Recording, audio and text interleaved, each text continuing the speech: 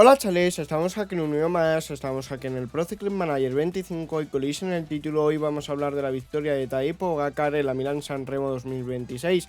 Antes de empezar este vídeo recomiendo que veáis el vídeo que subí hace unos días, que básicamente está haciendo el noveno episodio de la serie del modo Pro Cycling. Una vez dicho esto, con la ayuda de Pro Cycling Stats, pues os voy a presentar cómo era la carrera de hoy de la Milán-San Remo, que bueno, como sabéis es la edición número 117. La carrera iniciaba en Pavia, acababa en San Remo con 298 kilómetros de carrera y con unos metros de desnivel pues positivos de 2545 metros. Hay que decir que el Polti Visil Malta pues traía un maillot especial y bueno, luego el único equipo que debutaba pues era el Univet Rockets. Se daba la salida oficial y básicamente desde inicio saltaban 9 corredores, entre ellos Umberto Poli, y básicamente hay que decir que este primer intento era neutralizado 2 kilómetros después, pero diréis, ¿qué equipo lo ha neutralizado? Básicamente ninguno, porque los corredores de la fuga pues estaban siguiendo a los coches de carrera y estos se habían metido en una dirección incorrecta que básicamente no es la que estaba programada para la carrera, así que estos corredores han sido neutralizados. Casi al mismo momento pues atacaba Faure Pros, el corredor francés del DSM, y cogía una diferencia. También contraatacaban 3 corredores que eran Veleta, Maestri. El pelotón iba a un ritmo moderado, lo intentaba Manenti con otro corredor, pero eran rápidamente neutralizados el Alpecin porque básicamente no querían que se fuera más gente. Hay que decir que la composición de la fuga pues era de 9 corredores, 2 de Bardiani, que básicamente la mayoría venían por parejitas, que los de Bardiani pues eran Marcelus y Tarocci.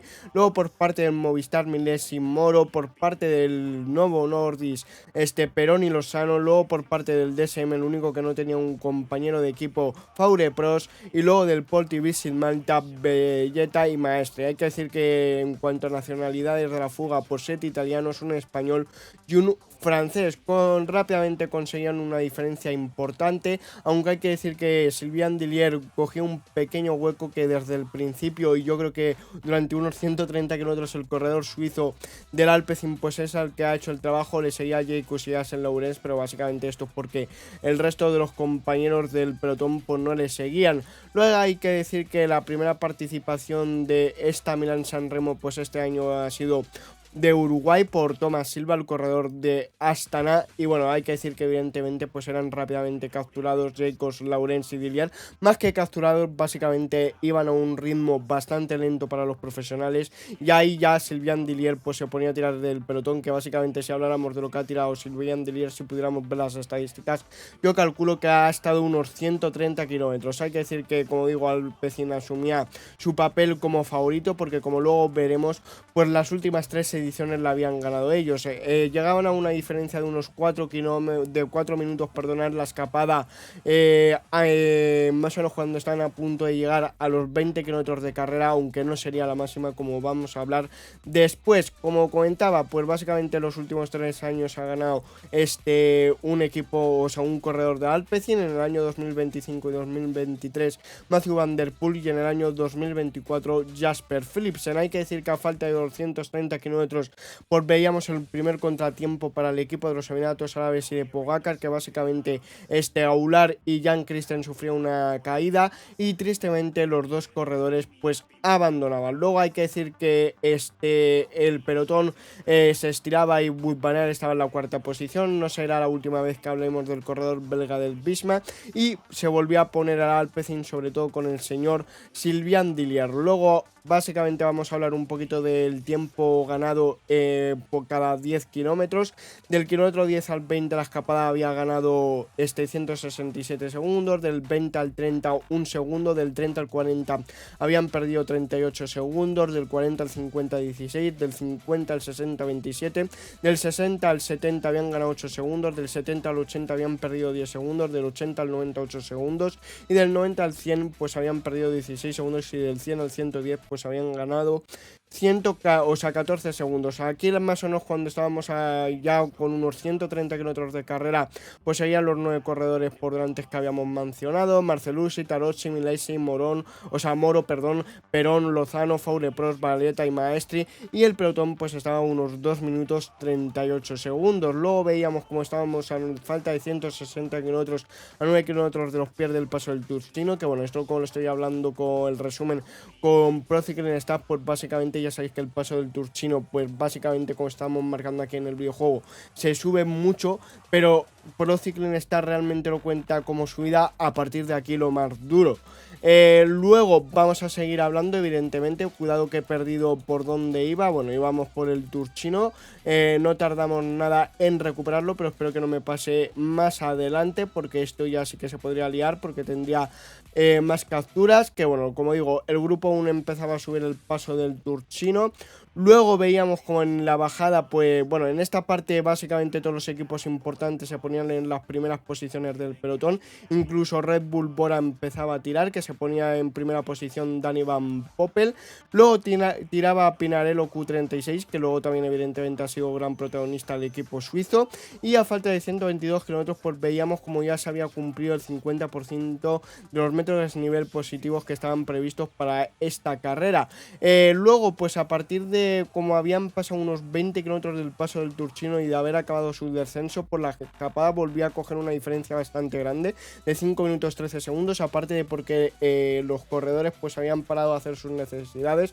Es porque básicamente Sylvain Dillier seguía haciendo el esfuerzo de tirar, que ya básicamente les había mantenido cuando estaba él en los 2-3 minutos, pero claro, evidentemente un corredor contra 9, pues la diferencia se nota bastante.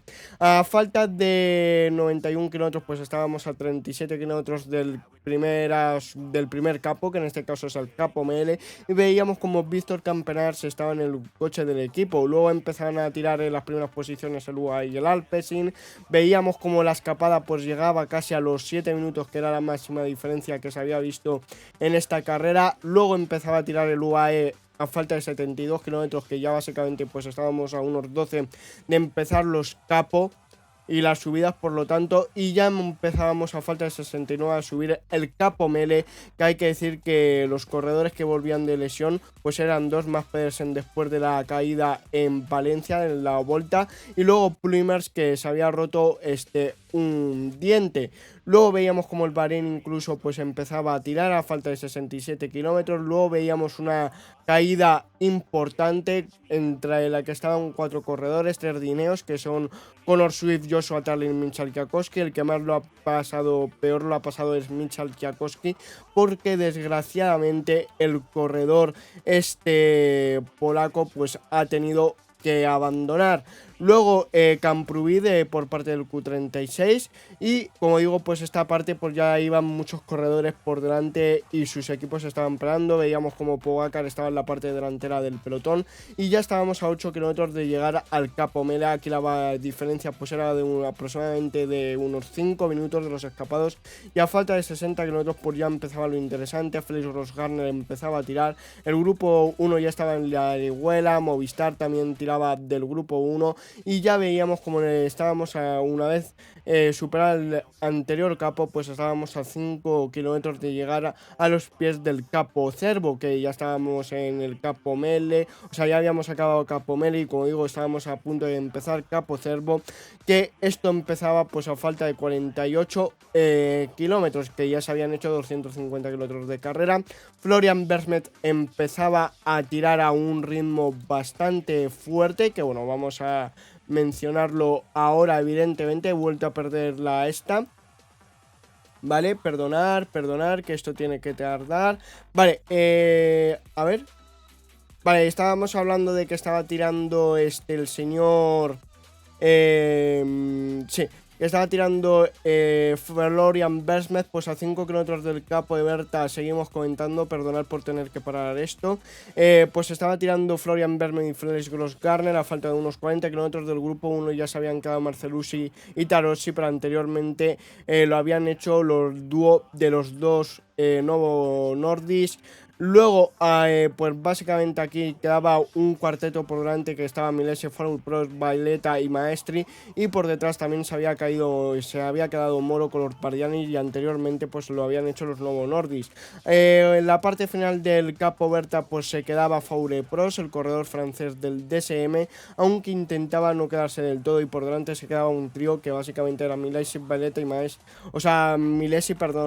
Belleta y Maestri, dos corredores de el Poltivisil Malta y uno del Movistar. Veíamos como Damien Novak tiraba del pelotón a falta de 38 kilómetros y Matthew Van Der Poel estaba a la rueda de Tadej Pogačar.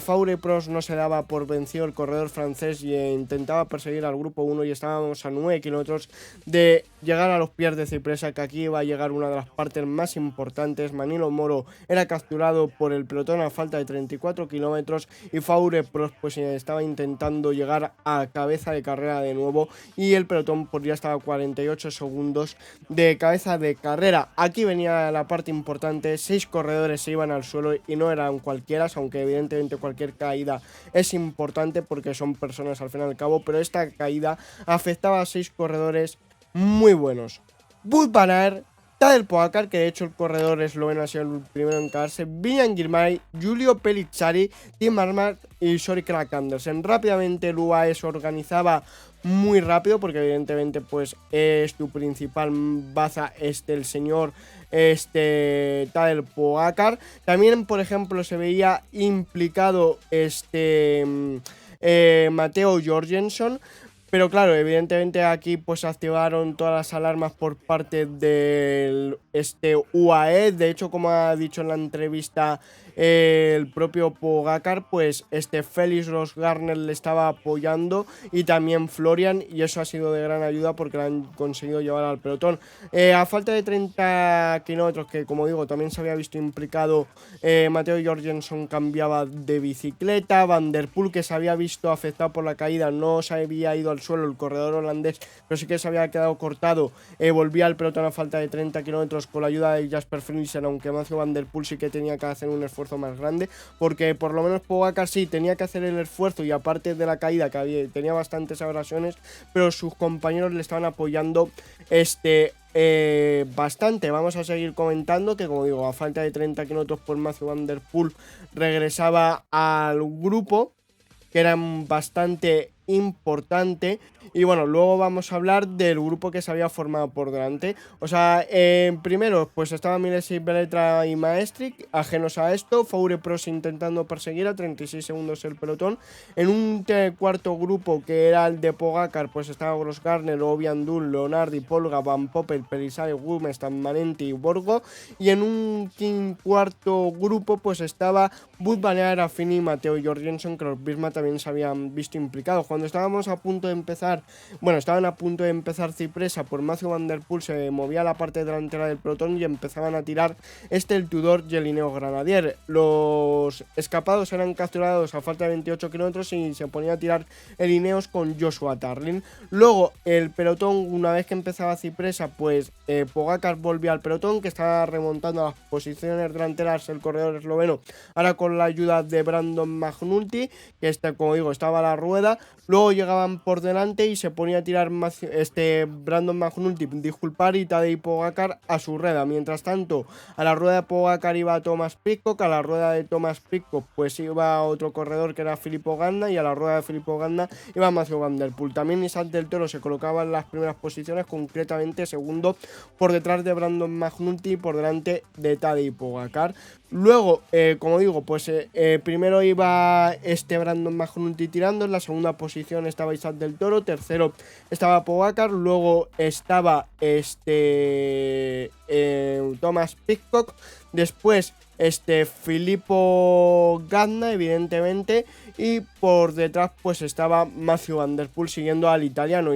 Una vez que Brandon McNulty dejaba de tirar, pues se ponía a hacerlo Isaac del Toro, aunque no duraba mucho porque rápidamente Pogačar lanzaba un ataque impresionante, reaccionaban Thomas Pidcock y Matthew Van Der Poel, y por detrás se ponía a tirar el líder 3. La composición del primer grupo pues evidentemente era formada por Pogačar, Thomas Pidcock y Matthew Van Der Poel. Luego Pogacar pues era el que seguía haciendo el esfuerzo, volvía a atacar en la última parte de Cipresa, pero le neutralizaban rápidamente Thomas Pidcock y Matthew Van Der Poel y ya estaban en el descenso de Cipresa, que hay que decir que en el descenso de Cipresa pues también estaba apretando el señor Tadej Pogacar. Vamos a lo siguiente, perdonad que claro, como estoy aquí con las imágenes y encima estoy con el WhatsApp web, pues me estoy haciendo un lío. Que como digo, pues seguía probándolo Pogacar, hacía un último intento en la parte de arriba de Cipresa, ya estaban en la parte del descenso y ya faltaban 11 kilómetros para llegar a la base del Poyo de San Remo. El pelotón estaba siendo comandado principalmente por Líder 3, pero también le apoyaba de vez en cuando Bahrein, que de hecho la diferencia aquí a falta de 18 kilómetros de los favoritos, es decir, del trío de los magníficos con el pelotón, pues era de 30 segundos. Esta diferencia cada vez pues iba decreciendo más, estábamos a 6 kilómetros del pie del San Remo, del Poggio. Wout van Aert y Matteo Jorgensen llegaban al pelotón, se ponían a tirar, el ritmo pues básicamente iba decreciendo y estaban a 17 segundos justo cuando estaban a punto de empezar el Poggio de San Remo, que también tiraba el Lotto y bastantes corredores, porque evidentemente pues tenían una oportunidad bastante buena. A falta de 9 kilómetros pues ya cuando estábamos en el Poggio de San Remo empezaba a tirar Pogacar, seguía tirando, aceleraba Pogacar y a las primeras de cambio, cuando más o menos llevábamos 500 metros de subida del Poggio de San Remo, pues Matthew Van Der Poel cedía del trío de cabeza, luego volvía a acelerar Tadej Pogacar, pero respondía Pidcock, que a falta de 6 kilómetros 900 metros, pues la situación de la carrera era la siguiente: por delante Pogacar y Pidcock, a 12 segundos Matthew Van Der Poel y a 21 segundos el grupo comandado por el Visma Lease Bike y por el líder 3. Luego lo volvía a probar Pogacar, pero conseguía aguantar Pidcock y ya estaban en el descenso, que básicamente le daba algún relevo Pidcock a Pogacar, pero seguía tirando bastante fuerte. La diferencia entre el grupo de los favoritos y el pelotón era de 17 segundos, que por cierto aquí Matthew Van Der Poel era capturado. Seguía tirando Pogacar, aunque se daban algún relevo. Como digo, a falta de 2 kilómetros Matthew Van Der Poel era neutralizado y antes de llegar a los últimos 2 kilómetros, pues por detrás atacaba Wout van Aert. Dentro del último kilómetro pues estaba tirando Pogacar, que como digo, Wout van Aert estaba persiguiendo y Pogacar a falta de 200 metros lanzaba el sprint y conseguía ganar por un pelín más, bueno, a ver, no era una foto finish muy cerrada, pero sí que la ha ganado por muy poquito. Segundo Thomas Pidcock, que por cierto Tadej Pogacar suma su victoria número 110 como profesional y suma su cuarto monumento. Solo le queda París-Roubaix. Vamos a ir comentando cómo queda el top 10 de la carrera, que bueno, lo dicho, Pogacar primero, segundo Thomas Pidcock, tercero Wout van Aert, cuarto Mads Pedersen, quinto Corbin Strong, sexto Andrea Vendrame, séptimo Jesper Stuyven, octavo Matthew Van Der Poel, noveno Trentin y décimo Zambanini. Una vez dicho esto, pues vamos a intentar replicar la victoria aquí en el videojuego Pro Cycling Manager. Conectamos cuando quedan 70 kilómetros para acabar la Milán-San Remo, en la que vamos a intentar replicar la victoria de Tadej Pogacar, espero que sin caída como en la vida real. Ya veis que aquí sí que tenemos a Jan Christen, porque evidentemente el corredor suizo no se ha caído. Y otro dato bastante importante que me he olvidado de explicar y de decir, sé que he dicho que evidentemente pues ya con la victoria de la Milán-San Remo solo le queda de ganar de monumentos la París-Roubaix, pero otra cosa, dato importante que no he comentado, es que básicamente ha sumado 11 monumentos, ha empatado con el Roger de Vlaeminck, que se han convertido en el segundo corredor que más monumentos ha ganado, ya solo por delante tiene a Eddy Merckx con 19. Claro, el primer objetivo pues supongo que será desempatar con Roger de Vlaeminck y luego vamos a ver si puede superar a Eddy Merckx o a empatarle, que también evidentemente eso son cosas mayores, pero para mí, lo voy a decir ya, aunque ya lo he dicho en muchas ocasiones, para mí el mejor ciclista que he visto en la historia pues es Matthew Van Der Poel. Una vez dicho esto, o sea, perdonad, Matthew Van Der Poel no, Matthew Van Der Poel es muy bueno, pero el mejor ciclista que han visto mis ojos ahora mismo, pues a día de hoy, pues es Tadej Pogacar, y yo creo que ver algo así es bastante complicado. Vamos a colocar a Florian Vermeer ya después de, pues eso, de decir que ya lleva empatado con Roger de Vlaeminck y es el segundo corredor en la historia con más monumentos, hablando de que va a empatar con Roger Vlaeminck, ya solo por delante Una vez que sume otro monumento más, pues solo tendrá Eddy Merckx, y el único monumento que le queda en la París-Roubaix es increíble, como digo, lo vuelvo a repetir. Para mí es el mejor ciclista de la historia, por lo menos que yo haya visto correr.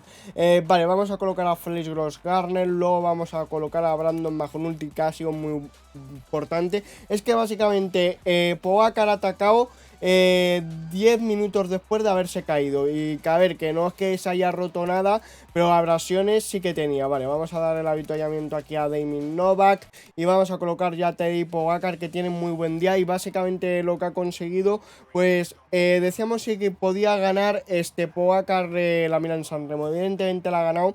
Yo creía que el rival más fuerte iba a ser Mathieu van der Poel, ha competido bien, pero nos hemos encontrado a un Thomas Pidcock increíble, que le ha faltado bastante poco por ganar. Por cierto, Damien Novak le voy a apartar ya porque el hombre no va a poder más con su alma. Aquí tenemos a los Bismarck y Sabay, que estarán tirando para Wout van Aert, evidentemente. Vamos a colocar aquí con Florian Vermez un ritmo superior, y evidentemente aquí en el Capo Berta también quiero poner un ritmazo. Vamos a poner así, evidentemente, claro, para el PCM con la escala que tiene, pues con todos estos corredores no voy a poder hacerlo. También os digo que como por culpa de la caída, pues básicamente ha tenido que usar a Felix Gross-Gartner y a Florian para que le llevaran al pelotón de nuevo. Luego con Brandon McNulty a remontar, que es el primero que se ha puesto a tirar en cipresa. Luego ha usado a Isaac del Toro, que es verdad que a Isaac del Toro la usa unos pocos metros básicamente para lanzarle, y ya está. Y claro, Christen no lo hemos visto porque desgraciadamente se ha ido al suelo con Orly Saular, el corredor de Movistar, y los dos han abandonado. Y claro, por eso hoy en esta carrera pues tenemos más corredores. Va a llegar el Capo Berta, que evidentemente lo quiero hacer espectacular, que por cierto vamos a intentar replicar un poco la realidad, pero sin la caída. Vamos a apartar a Jan Christen, vamos a hacerlo así, y vamos a hacer que Brandon McNulty tire. Ya veis que estamos poniendo a Florian y a Félix, que son los que le han introducido de nuevo en el pelotón. Llega Capo Berta, vamos a incluso acelerar con Florian Vermez. Vamos a ver si conseguimos abrir algún tipo de hueco. No creo que lo hagamos porque evidentemente el Capo Berta es de los capos, el capo más fuerte, pero no va a ser posible. Ya veis que viene aquí un corredor del Pinarello, Xavier Mikel, Azparren, también Camprubí, que se ha caído en la famosa caída de Pogačar. No, el Camprubí se había caído en la caída con otros 3 Ineos, que también ha sido cuando los corredores ya empezaban a tirar muy fuerte y estaban todos ahí juntitos. Vale, vamos a neutralizar a Sandro Moris, que ahora ha saltado. Vamos a poner ya a tirar a Felix Gross-Gartner, el corredor austriaco. Estamos a 7 kilómetros de llegar a la cipresa, y yo creo que evidentemente que si hubiera estado, no hubiera tenido ese inconveniente de la caída Pogačar, pues a lo mejor hubiera atacado muchísimo antes. Pero bueno, al final le ha salido bien porque al sprint la ha ganado Thomas Pidcock. A ver, como digo, no ha sacado una bicicleta, la ha sacado un pelín menos de una rueda, pero bueno, para ganar evidentemente es suficiente. Y la verdad que es una carrera que yo creo que voy a recordar bastante tiempo, y también los fans del ciclismo también lo vamos a hacer. Vale, aquí llega el Bismarck con Thomas Krieg, con Obiang Dul, también el 1X, que cuando se haya caído Pogačar también se ha visto por delante tirando en la aproximación a la cipresa. Y vale, ya vamos a dar el avituallamiento al señor Felix Gross-Gartner. Estamos preparando a Pogačar. Ha habido un cambio de ritmo de Víctor Campenaerts, y vamos a poner ya a Brandon McNulty. Vamos a replicar un poquito lo que ha pasado en la vida real, aunque teniendo en cuenta que aquí no nos hemos caído, y vamos a apretar ahí al ritmo del 89%. Cuidado que viene aquí Michael Gogel. Vale, ya queda poco para acabar la subida, por lo tanto vamos a acelerar un poco con Isaac del Toro. Cuando neutralicemos a Víctor Campenaerts, que es ya, vamos a probarlo con Tadej Pogačar. Vamos a ver si nos sigue alguien. Nos sigue de momento Isaac del Toro. Vamos a irnos con la cámara detrás. Vale. Nos vamos los 3 UAE. Cuidado con esto. Brandon McNulty, que se ha quedado un poquito, que al norteamericano le voy a decir que se relaje. Automático. Ya veis que queda Pogačar y Isaac del Toro en solitario. Cuidado, que es una situación bastante buena. Evidentemente aquí vamos a mandar a por agua a Jan Christen, que se ponga a tirar Isaac del Toro. Ahí está, cuidado que hemos abierto una brecha de 25 segundos, muy parecida a lo que había sacado en la vida real Pogacar, Thomas Pidcock y Matthew Van Der Poel al grupo comandado por los Lidl Trek. Vale, vamos a ver si la conseguimos aguantar. Evidentemente cuando del Gel Jan Christen le vamos a poner a tirar a él. Otra caída grave, está tirando el NSN, vale. Christen, vamos a ponerle, como está en mantener esfuerzo la ha cagado y nos van a neutralizar, aunque solo vienen, dice, 22 corredores, qué cagada he hecho.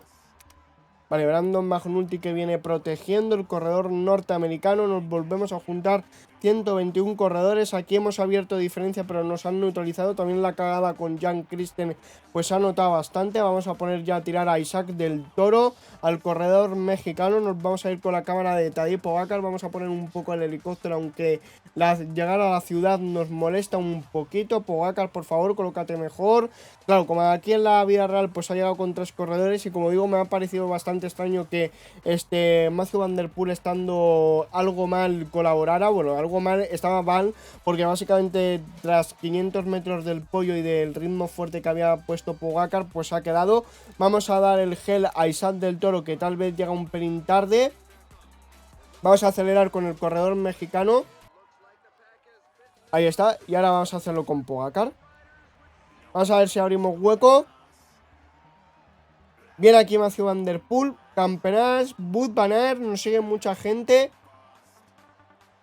Vale, vamos a irle preparando aquí a un ritmo fuerte. Me contraataca Matthew Van Der Poel, cuidado que no hemos conseguido abrir diferencia. Venía Wout van Aert, la gente muy tostada, pero no vamos a ser capaces. Bueno, sí, estamos abriendo diferencias, pero viene Thomas Pidcock un poquito como en la vida real. Creo que de hecho cuando hice analizando los favoritos a Pogacar también me vino el corredor